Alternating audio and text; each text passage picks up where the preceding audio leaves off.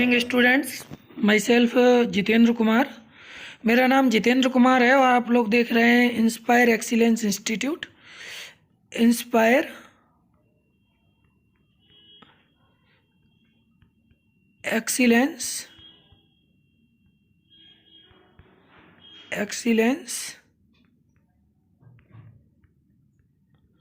Institute.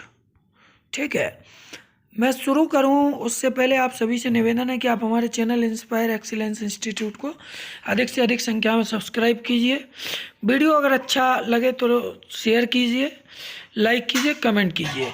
आज हमारा जो टॉपिक है साथियों, वो टॉपिक जो है, आज हमारा जो टॉपिक है वो है फाइलम प्रोटोजोआ।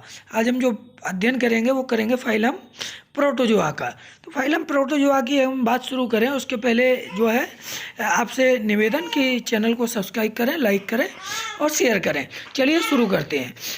फाइलम प्रोटोजोआ जो है एनिमल किंगडम का तीसरा सबसे बड़ा संघ है। सबसे बड़ा संघ जो है तीसरा सबसे बड़ा संघ यानी third largest phylum of animal kingdom is protozoa. Protozoa की अगर हम बात करें तो इसके पहले जो लार्जेस्ट फाइलम है, पहले नंबर पे आर्थ्रोपोडा और दूसरे नंबर पे जो आता है वो मोलस्का। ठीक है, सबसे ज़्यादा बड़ा जो है फाइलम वो आर्थ्रोपोडा है, जिसमें लगभग 9 लाख स्पीसीज हैं जीवों की। और सेकंड लार्जेस्ट फाइलम जो है वो मोलस्का है और थर्ड लार्जेस्ट फाइलम जो है वो क्या है, प्रोटोजोआ है। चलिए आगे बढ़ते हैं। ठीक है, इसमें पाए जाने वाले सभी जंतु कैसे होते हैं? ये सेलुलर होते हैं, ऐसा डोवेल ने कहा। एक कोश के होते हैं प्रोटोजोआ में पाए जाने वाले सभी जंतु, ये सेलुलर या एक कोश के होते हैं, ऐसा डोवेल नामक एक साइंटिस्ट था, उसने बोला। ठीक है, शब्द प्रोटोजोआ को गोल्डफस ने दिया था। शब्द जो प्रोटोजोआ है उसको गोल्डफस ने दिया था। टर्म प्रोटोजोआ गिवन बाय गोल्डफस ने दिया था। प्रोटोजोआ के अध्ययन को हम क्या कहते हैं? प्रोटोजूलॉजी कहते हैं, प्रोटोजूलॉजी। जबकि पोरीफेरा के अध्ययन को क्या कहते हैं? पोरीफेरा के अध्ययन को पैराजूलॉजी बोलते हैं। क्या बोलते हैं? पैराजूलॉजी। और प्रोटोजोआ के अध्ययन को हम लोग जो बोलते हैं वो प्रोटोजूलॉजी बोलते हैं। ठीक है, आगे बढ़े तो प्रोटोजोअन्स का सबसे पहले जो अध्ययन किया वो ल्यूवेनहॉक ने किया था। किसने किया था? ल्यूवेनहॉक ने। प्रोटोजोअन्स का सबसे पहले अध्ययन ल्यूवेनहॉक ने किया था। आगे बढ़ते हैं, अब हम बात करते हैं फीचर्स की। प्रोटोजोआ के कुछ महत्वपूर्ण फीचर्स हैं, उनकी चर्चा कर लेते हैं, क्योंकि इनको जानने के बाद जो है बहुत महत्वपूर्ण है, ये इनको जानना बहुत ज़रूरी है। सबसे पहले जो लक्षण है कि ये सर्वव्यापी होते हैं, मतलब ये सभी जगह पाए जाते हैं, जल, थल, मरुस्थल, हर जगह ये पाए जाते हैं और विश्वव्यापी या सर्वव्यापी होते हैं, कॉस्मोपॉलिटन होते हैं। नंबर दूसरी बात कि फाइलम प्रोटोजोआ के जो जीव होते हैं वो माइक्रोस्कोपिक, सूक्ष्मदर्शी, ठीक है, मतलब सूक्ष्मजीवी, माइक्रोस्कोपिक, और एक्वाटिक, जलीय, और टेरेस्ट्रियल, मतलब स्थलीय और जलीय, और फ्री लिविंग, स्वतंत्र जीवी, जैसे कि अमीबा कैसा है? फ्री लिविंग है, स्वतंत्र जीवी है। ठीक है, अमीबा फ्री लिविंग। पैरासाइट जैसे कि प्लाज्मोडियम, पैरासाइट यानी परजीवी, प्लाज्मोडियम। सिंगल या कोलोनियल, मतलब सिंगल भी पाए जा सकते हैं और कॉलोनी में। प्रोटीरोस्पोंजिया जो है वो कोलोनियल प्रोटोजोअन्स है। इसके आगे हम देखें तो बॉडी ऑर्गेनाइजेशन जो है प्रोटोजोआ का, बॉडी ऑर्गेनाइजेशन प्रोटोप्लाज्मिक लेवल का होता है, प्रोटोप्लाज्म लेवल का होता है। ठीक है, प्रोटोप्लाज्म में यूनिन्यूक्लिएट होता है और मल्टीन्यूक्लिएट होता है। कुछ जीव ऐसे होते हैं जिनमें प्रोटोप्लाज्म बाई न्यूक्लिएट होता है, जैसे कि पैरामीशियम में 2 न्यूक्लियस पाए जाते हैं प्रोटोप्लाज्म में। ठीक है, बॉडी जो है वो कवर्ड होती है पेलिकल से या किसी कवच से, सेल से। ठीक है, और ये जो कवच होता है वो एक्सोस्केलेटन कैल्शियम कार्बोनेट का बना होता है। किसका बना होता है? कैल्शियम कार्बोनेट का बना होता है। जैसे रेडियोलेरिया एक जीव है उसमें, और मिनी फेरा ग्रुप, फोरामिनीफेरा ग्रुप, इन सभी में जो है सेल पाया जाता है जो कैल्शियम कार्बोनेट के एक्सोस्केलेटन का बना होता है। आगे अगर हम बात करें तो इसमें जो जीव होते हैं, कुछ जीवों में केंद्रीय डाइमॉर्फिज्म यानी द्विकेंद्रकता पाई जाती है, केंद्रीय डाइमॉर्फिज्म पाई जाती है, यानी दो केंद्रक होते हैं प्रोटोप्लाज्म में, जैसे कि पैरामीशियम में एक माइक्रोन्यूक्लियस होता है और एक मैक्रोन्यूक्लियस होता है। तो ये केंद्रीय द्विरूपता या केंद्रीय डाइमॉर्फिज्म शो करते हैं। नेक्स्ट अगर हम बात करते हैं तो आगे अगर हम बात करें तो जो है हम देखते हैं कि ये अधिकोशिकीय मतलब कायकीय श्रम विभाजन इनमें पाया जाता है। ये वर्क का डिस्ट्रीब्यूशन करते हैं। लोकोमोशन इनमें विभिन्न लोकोमोटरी ऑर्गन्स के द्वारा होता है, जैसे अमीबा में स्यूडोपोडिया के द्वारा, यूग्लिना में फ्लेजला के द्वारा, पैरामीशियम में सीलिया के द्वारा, और कुछ जीवों में कॉन्ट्रिक्शन के द्वारा भी जो है लोकोमोशन होता है, चलते हैं। कुछ जीव नॉन मोटाइल भी होते हैं प्रोटोजोन्स के। अब हम बात करते हैं प्रोटोजोन्स में न्यूट्रिशन की या पोषण की। तो पोषण की जब हम बात करते हैं या न्यूट्रिशन की बात करते हैं तो हम देखते हैं कि प्रोटोजोआ जो होते हैं उनमें न्यूट्रिशन कई तरह का होता है, मतलब प्राणीसम भी होता है, पादपसम भी होता है और परजीवी भी होते हैं। अंतःकोशिकीय डाइजेशन होता है, फूड वैक्यूल के अंदर इनका डाइजेशन होता है। जो पादपसम होता है उसको हम मतलब वो यूग्लिना होलोपिटिक जो न्यूट्रिशन पाया जाता है या मिश्र पोषी मिक्स्ड जो है न्यूट्रिशन वो यूग्लिना में होता है। अमीबा में होलोजोइक होता है, प्राणी के समान होता है, प्राणीसम होता है। और परजीवी जो है वो प्लाज्मोडियम और जो है अन्य जीव होते हैं। डाइजेशन की अगर हम बात करते हैं मतलब पाचन की, तो फूड वैक्यूल के अंदर अंतःकोशिकीय पाचन करती है सारे प्रोटोजोन्स, मोस्टली प्रोटोजोन्स। रेस्पायरेशन या श्वसन क्रिया और उत्सर्जन क्रिया जो है वो बॉडी की सरफेस के द्वारा होती है, जो शरीर की सतह होती है उसके द्वारा रेस्पायरेशन और एक्सक्रीशन होता है। लेकिन कुछ जीवों में कॉन्ट्रैक्टाइल वैक्यूल के द्वारा भी एक्सक्रीशन होता है। और एक्सक्रीटरी जो प्रोडक्ट होता है वो अमोनिया NH3 होता है। एक्सक्रीटरी जो प्रोडक्ट होता है वो अमोनिया NH3 होता है। ठीक है, अगर हम बात करें ऑस्मो रेगुलेशन की तो जो है अमीबा के अंदर जो ऑस्मो रेगुलेशन की क्रिया है वो कॉन्ट्रैक्टाइल वैक्यूल के द्वारा होती है। और कॉन्ट्रैक्टाइल जो वैक्यूल होती है, ठीक है, इसके द्वारा ऑस्मो रेगुलेशन की क्रिया होती है। ये बॉडी का टेम्परेचर जो है वो मेंटेन करती है। Contractile vacuole body temperature maintain करती है। अमीबा में जो है एक वैक्यूल पाई जाती है और पैरामीशियम में 2 वैक्यूल्स पाए जाते हैं। अगर हम रिप्रोडक्शन की बात करते हैं तो रिप्रोडक्शन प्रोटोजोन्स में एसेक्सुअल और सेक्सुअल 2 मेथड के द्वारा होता है। एक सेक्सुअल और सेक्सुअल 2 मेथड के। अगर हम बात करें एसेक्सुअल रिप्रोडक्शन की तो भाई फ्यूजन जो है सनलाइन की क्रिया के द्वारा प्लाज्मोडियम में होता है, कंजुगेशन की क्रिया के द्वारा पैरामीशियम में होता है, और अनुदैर्घ्य विखंडन या जो है ट्रांसवर्स, ठीक है, विखंडन के द्वारा ट्राइपेनोसोमा, ठीक है, और यूग्लिना, ये 2 जीव होते हैं, यूग्लिना और ट्राइपेनोसोमा। इनमें अनुदैर्घ्य विखंडन के द्वारा रिप्रोडक्शन की क्रिया बहुविखंडन मल्टीपल फिजन के द्वारा जो है प्लाज्मोडियम में होता है और बडिंग एफिलोटा में होता है। ठीक है, इसके अलावा जिन जंतुओं में सिस्ट बनती है इनकी प्राकृतिक मृत्यु नहीं होती है, इसीलिए जो है क्या कहते हैं कि एक कोशिकीय जंतु का शरीर जो है क्या होता है कायिक द्रव्य एवं प्रजनन द्रव्य में विभेदित नहीं होता है। और इसीलिए हम कहते हैं कि जो अमीबा होता है वो अमर होता है। क्या कहते हैं, इसीलिए हम कहते हैं कि अमीबा जो होता है या प्रोटोजोन्स हैं वो अमर होते हैं, इमॉर्टल होते हैं। ठीक है, आगे अगर हम बात करते हैं तो प्रोटोजोआ के गमन अंगों के आधार पर जो है इनका विभाजन कर लेते हैं। तो प्रोटोजोआ को 2 ग्रुप में बांटा गया है, मोस्टली गमन अंगों के और जो है सेंट्रल अपरेटस के आधार पर 2 ग्रुप में बांटा गया। पहला प्लाज्मोडर्मा, क्या प्लाज्मोडर्मा डर्मा, दूसरा है सिलियोफोरा।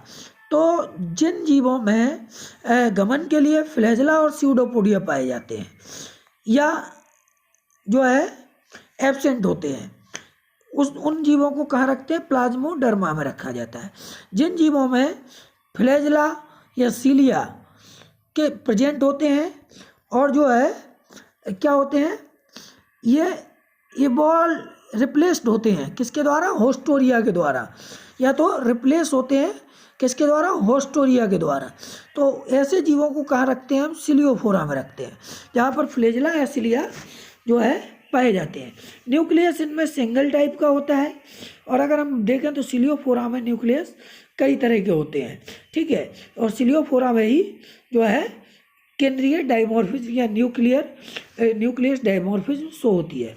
अब इसको जो है अगर हम देखें, प्लाज्मोडर्मा को फर्दर डिवाइड किया गया है, प्लाज्मोडर्मा को फर्दर डिवाइड किया गया है 3 ग्रुप्स में, या 3 क्लास कह लेते हैं। फर्दर डिवाइड किया गया है 3 ग्रुप्स या क्लास में। पहला है सार्कोमेस्टिगोफोरा, दूसरा स्पोरोजोआ और तीसरा निडोस्पोरा। सार्कोमेस्टिगोफोरा में स्यूडोपोडिया या फ्लैजेला पाए जाते हैं और सेम साइज का न्यूक्लियस होता है, एक या अनेक, ठीक है। स्पोरोजोआ की अगर हम बात करें तो इसके सारे जीव एंडोपैरासाइट होते हैं। ये क्वेश्चन बना है पीजीटी टीजीटी में और नीट में भी कभी कभी बना है कि प्रोटोजोआ का वह कौन सा ग्रुप है जिसके सारे जीव एंडोपैरासाइट या पैरासाइट होते हैं। तो स्पोरोजोआ के सारे जीव एंडोपैरासाइट होते हैं और पैथोजेंस होते हैं, एंडोपैरासाइट पैथोजेंस होते हैं। पेलिकल और क्यूटिकल का आवरण सारे जीवों के ऊपर पाया जाता है। यूनि न्यूक्लिएट होते हैं, मतलब इनके अंदर एक सिंगल न्यूक्लियस पाया जाता है। लोकोमोशन नहीं होता है, मतलब ये नॉन मोटाइल होते हैं। रिप्रोडक्शन इनमें मल्टीपल फिजन और फ्यूजन के द्वारा होता है, ठीक है। और कॉन्ट्रेक्टाइल वैक्यूल भी इनमें स्पोरोजोआ के मेंबर्स में नहीं पाई जाती है। स्पोरोजोआ के मेंबर्स में कॉन्ट्रेक्टाइल वैक्यूल भी नहीं पाई जाती है। अगर हम बात करें तीसरे की, निडोस्पोरा की बात करते हैं तो निडोस्पोरा जो है इसमें गमन अंग एब्सेंट होते हैं, मतलब ये भी नॉन मोटाइल जीव होते हैं और इनमें कॉन्ट्रेक्टाइल वैक्यूल भी नहीं पाई जाती है, ठीक है। आगे अगर हम देखते हैं तो जो सार्कोमेस्टिगोफोरा है इसको भी जो है 3 ग्रुप में बांटा गया है। नंबर 1 पे अगर हम बात करते हैं तो इनका पहला जो ग्रुप है वो है मेस्टिगोफोरा या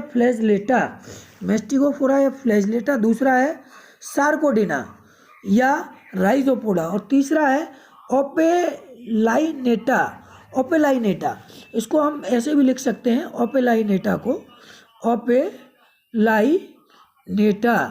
इसको तीसरे ग्रुप को, ठीक है, ओपेलाइनेटा। तो ये इस प्रकार में।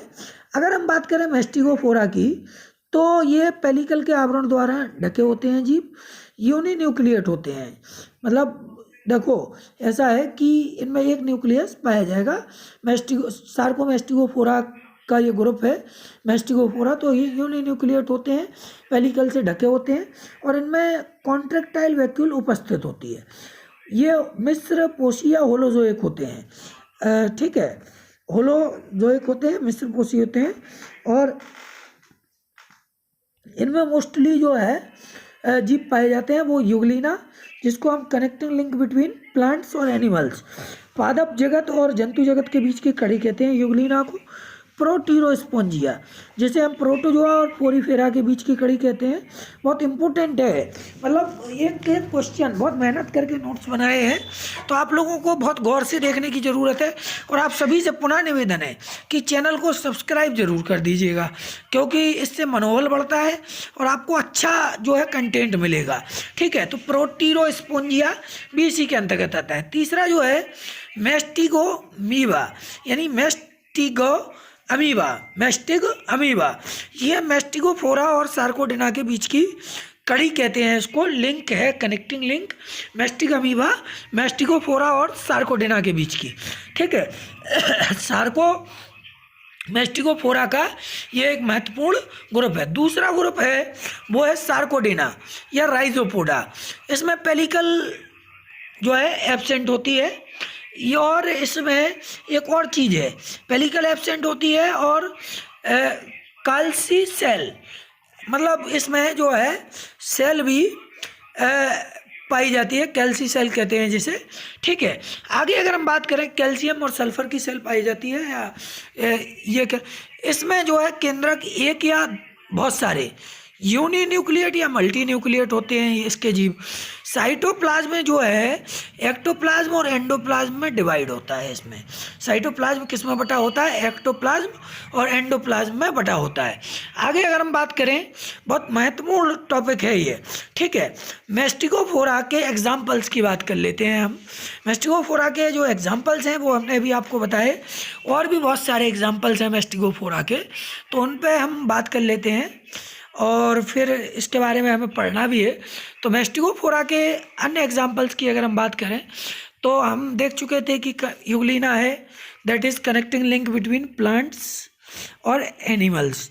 दूसरा है proterospongia, that is connecting link between protozoa and porifera.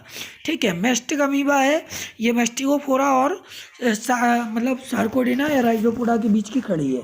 ठीक है, लीशमानिया डोनोवनी, लीशमानिया डोनोवनी ये द्विरूपी परजीवी है। ठीक है, और इससे एक बुखार होता है जिसे हम दमदम बुखार या काला आजार कहते हैं।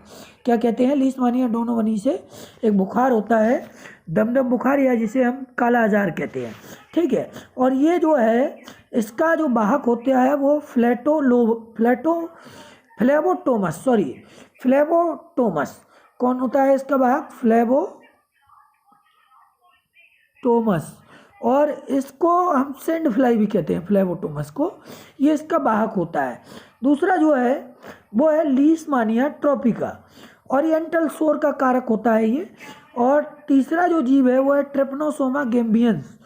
ट्रिपनोसोमा गैम्बियंस भी द्विपोषिदीय जो है जीव होता है, और ये भी बहुत महत्वपूर्ण जीव है, द्विपोषिदीय है। तो इससे जो रोग होता है वो अफ्रीकी निद्रा रोग, या हम इसको कहते हैं स्लीपिंग सिकनेस कह सकते हैं। और इसका जो वाहक है वो सीसी फ्लाई या सीसी मक्खी, ग्लोसिना पेलपेलिस इसकी जो है वाहक है, और ये प्रभावित करता है मोस्टली, तो ये CNS यानी सेंट्रल नर्वस सिस्टम जो होता है मनुष्य का, CNS, उसको प्रभावित करता है। कौन, ट्रिपनोसोमा गैम्बियंस, ये द्विपोषिदीय होता है। अब है ट्रिपनोसोमा क्रूजाई, यह चागास जो रोग होता है वो इससे होता है, ट्रिपनोसोमा क्रूजाई से, और इसका जो वाहक होता है वो बग होता है, बग। ठीक है, नेक्स्ट जो है वो जियार्डिया इंटेस्टाइनेलिस, आंत्र का वृद्ध व्यक्ति एक रोग होता है, ये इससे होता है। इस रोग का नाम होता है बैकपैकर्स रोग या जियार्डियासिस, बैकपैकर्स रोग या जियार्डियासिस। ये रोग जो है जियार्डिया इंटेस्टाइनेलिस के द्वारा होता है। नेक्स्ट जो पैथोजन है या मेंबर है मेस्टिकोफोरा का, वो है ट्राइकोमोनास वेजिनेलिस। इससे महिलाओं में श्वेत पानी रोग होता है। ठीक है, और एक नेक्स्ट है वो है ट्राइकोनिम्फा, ये दीमक व कॉकरोच के आंत का परजीवी होता है, ट्राइकोनिम्फा।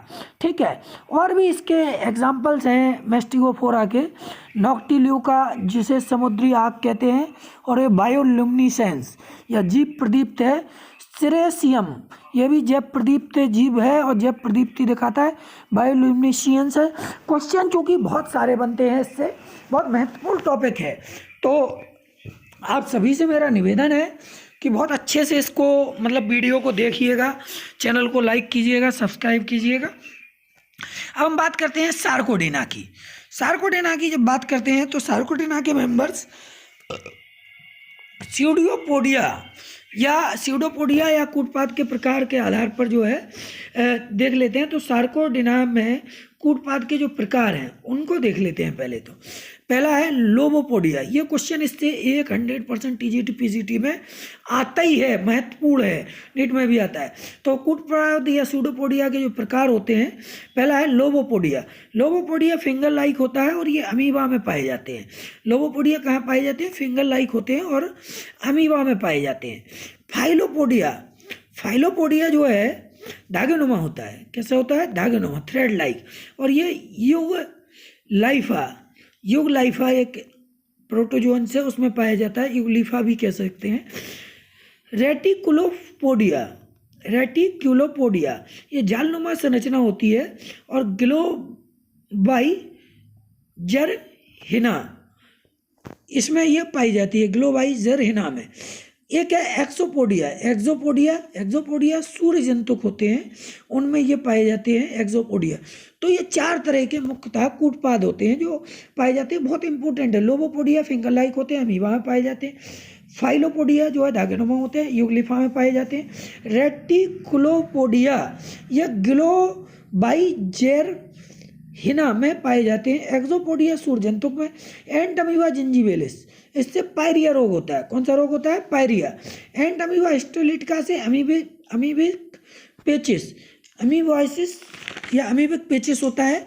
अब तीसरा ग्रुप है जो ओपेलाइनाटा, इसके मेंबर्स की अगर हम बात करते हैं ओपेलाइनाटा के मेंबर्स की, तो इनकी संपूर्ण सतह पर जो है फ्लैजिला पाए जाते हैं, कसाब पाए जाते हैं। पेलिकल प्रेजेंट होता है, पेलिकल का आवरण पाया जाता है। कॉन्ट्रैक्टाइल वैक्यूल अनुपस्थित होती है। न्यूक्लियस बहुत सारे होते हैं, और इसका बेस्ट एग्जाम्पल है ओपेलाइना, मेढक की आंत का परजीवी है ये ओपेलाइना, ये इसका बेस्ट एग्जाम्पल्स है। अब कुछ क्वेश्चंस हैं जो प्रोटोजोआ से संबंधित है, इनको भी लगाना बहुत महत्वपूर्ण है। तो पहला क्वेश्चन जो है, अगर हम देखें तो प्रोटोजोआ के वर्गीकरण के आधार पर अगर हम देखें तो प्रचलन क्रियाविधि या मोड ऑफ लोकोमोशन, और दूसरा है हाइमेन, हिकमैन और स्टोरर, इन दोनों ने प्रोटोजोआ को सॉरी जो है प्रोटोजोआ का वर्गीकरण किया था। किसके आधार पर? प्रचलन क्रियाविधि के आधार पर। किसने? हाइमेन, हिकमैन और स्टोरर ने। ठीक है, अब आगे बात करते हैं चगास जो डिजीज़ होती है वो किससे होती है? तो अभी हमने आपको जब थ्योरी में बताया कि ये डिजीज ट्रेपनोसोमा क्रूजाई से चगास डिजीज़ होती है, और ये ट्रीएगोमा के द्वारा फैलता है, बग के द्वारा फैलता है, जिसे हम क्या कहते हैं? ट्रीएटोमा या ट्राइएटोमा कहते हैं, इसका हिंदी में बग कहते हैं, इसके द्वारा ये फैलता है। ठीक है, नेक्स्ट जो क्वेश्चन है वो है ट्रेपनोसोमा गैम्बियंस, इससे स्लीपिंग सिकनेस, ट्रेपनोसोमा जो है गैम्बियंस से स्लीपिंग सिकनेस, अभी चूंकि हमने बताया था आप लोगों को कि अफ्रीकी निद्रा रोग या स्लीपिंग सिकनेस ट्रेपनोसोमा गैम्बियंस से फैलता है, और इसका जो वाहक होता है वो सीसी फ्लाई होता है। क्या होता है? CC fly. नेक्स्ट है लीशमानिया डोनोवनी, इससे दमदम फीवर या काला आजार नामक बीमारी फैलती है। इसका वाहक है फ्लेबोटोबस या सैंड फ्लाई वेक्टर होता है। लीशमानिया ट्रोपिका से ओरिएंटल सोर नामक एक बीमारी या क्यूटेनियस जो है लीशमानियासिस बोलते हैं, क्यूटेनियस लीशमानियासिस एक बीमारी होती है, ये फैलती है। विखंडन प्रोटोजोआ में दिखता है। ठीक है, न्यूट्रिशन अमीबा में जो होता है वो होलोजोइक होता है। अगर हम बात करें अमीबा में के न्यूट्रिशन किस प्रकार का होता है, तो अमीबा में जो न्यूट्रिशन होता है वो होलोजोइक होता है। कैसा होता है? होलोजोइक। मोनोसिस्टिस पैरासाइट है। किसका पैरासाइट है मोनोसिस्टिस? तो ये अर्थवॉर्म की एक स्पीसीज होती है, यूटाइफोसस एक अर्थवॉर्म की स्पीसीज है, तो मोनोसिस्टिस उसका पैरासाइट है। ठीक है, साइजिजी एक कंडीशन होती है जो ग्रेगोर्निया और मोनोसिस्टिस में पाई जाती है। ग्रेगोर्निया में पाई जाती है। जो बसल ग्रेन्यूल्स होते हैं वो फ्लैजेलम में किससे डिफर होते हैं? 2 कंडीशन इनमें पाई है, ये बहुत महत्वपूर्ण बात है। प्रोटोजोआ टोटली जो है पैरासाइट कौन सी क्लास में होते हैं? अभी हाल मैंने बताया था कि स्पोरोजोआ जो होता है उस क्लास में टोटली पैरासाइट प्रोटोजोअन्स पाए जाते हैं। ठीक है, अगर हम नेक्स्ट क्वेश्चन की बात करें तो प्रोटोजोअन्स आर मेनली हेटेरोट्रॉफ्स। कहाँ होते हैं ये प्रोटोजोअन्स जो है मेनली हेटेरोट्रॉफ्स होते हैं। ये बात सत्य या असत्य? तो ये बिल्कुल सही बात है कि सारे प्रोटोजोअन्स मेनली मतलब कैसे होते हैं? हेटेरोट्रॉफिक होते हैं। बॉडी चेंजेबल फाउंड इन, तो सार्कोडेना में जो है बॉडी चेंजेबल होती है। कहाँ पाई जाती है? बॉडी चेंजेबल जो होती है वो सार्कोडेना में। कॉन्ट्रेक्टाइल वैक्यूल सेवेज मतलब या सर्वेज कॉन्ट्रेक्टाइल वैक्यूल किसके रूप में कार्य करती है? तो ऑस्मो रेगुलेशन के रूप में कार्य करती है। सेरेटियम की कुछ जातियां जो है बायोल्यूमिनेसेंस होती हैं। ये बात हमने अभी बताई थी आपको कि दो ही जो है वो बायोल्यूमिनेसेंस हैं। अभी थोड़ी देर पहले मैंने बताया था सेरेसियम के अलावा नॉक्टियूली का भी जो है वो क्या होता है, बायोल्यूमिनेसेंस होता है। ड्रैगन फ्लाई अपने अंडे कहाँ देती है, वो जल में देती है। ड्रैगन फ्लाई अपने अंडे को जल में देती है, ठीक है। Polymorphic forms are found in life cycle of trypanosoma. कहाँ पाए जाते हैं, स्लीपिंग सिकनेस जिससे होता है ट्रेपनोसोमा से, उसमें पॉलीमॉर्फिक फॉर्म्स पाए जाते हैं। वेलेंटिडियम एक प्रोटोजोन्स है। वेलेंटिडियम क्या है, एक प्रोटोजोन्स है, ठीक है।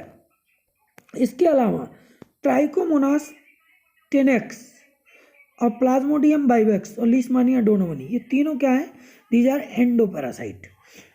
Trichomonas tenax, plasmodium vivax, leishmania donovani. Hydramoeba hydroxena एक एक्टोपैरासाइट है, ठीक है। अमीबा लाइमैक्स जो है किसके द्वारा मूव करता है, तो ये लोबोपोडिया के द्वारा। चूँकि स्यूडोपोडिया का जो प्रकार है लोबोपोडिया वही पाया जाता है अमीबा में, तो अमीबा की कोई भी प्रजाति हो वो लोबोपोडिया के द्वारा ही जो है क्या करती है, मूवमेंट करती है। Hyaline cap of pseudopodium of amoeba is made up of, ectoplasm की बनी होती है। हाइलिन कैप जो होती है स्यूडोपोडिया की वो एक्टोप्लाज्म की बनी होती है। सोल जेल थ्योरी को अगर हम बात करें तो अमीबा में लोकोमोशन के लिए दिया गया था, ठीक है। और ये जो है हाइमन ने दी थी ये थ्योरी। अगर मूवमेंट थ्योरी जो अमीबा की है तो वो मोस्टली 3 थ्योरी दी गई हैं। सरफेस टेंशन थ्योरी जिसे वर्थहोल ने 1886 में दिया था मूवमेंट के लिए अमीबा के। सोल जेल थ्योरी जिसको जो है हाइमन ने 1917 में दिया। और theory of folding and unfolding जिसे गोल्ड केयर और लोर्च ने 1950 में दिया। जो सोल जेल थ्योरी है उसको मास्ट और प्लांटन ने जो है सपोर्ट भी किया। नेक्स्ट है सील्ड अमीबा, आर्सेला जो है वो सील्ड अमीबा होता है, सील्ड प्रोटोजोआ भी कहते हैं इसको। इसके आगे और भी क्वेश्चंस हैं जिनकी हम चर्चा कर लेते हैं, बहुत महत्वपूर्ण चीज़ें हैं चूँकि। तो मेरा मानना है कि अगर हम इनको पढ़ लेंगे क्वेश्चंस को तो जो है फ़ायदा ही रहेगा। तो साथियों मैं ये कहना चाहता हूँ कि और क्वेश्चंस जो है मैं उनको नेक्स्ट वीडियो में बताऊँगा। अगर आपको ये वीडियो ठीक लगा हो तो हमारे चैनल को अधिक से अधिक सब्सक्राइब कर दीजिए और ताकि हम लोगों का मनोबल बढ़े। वीडियो को शेयर कीजिए, लाइक कीजिए। Thank you for watching this video.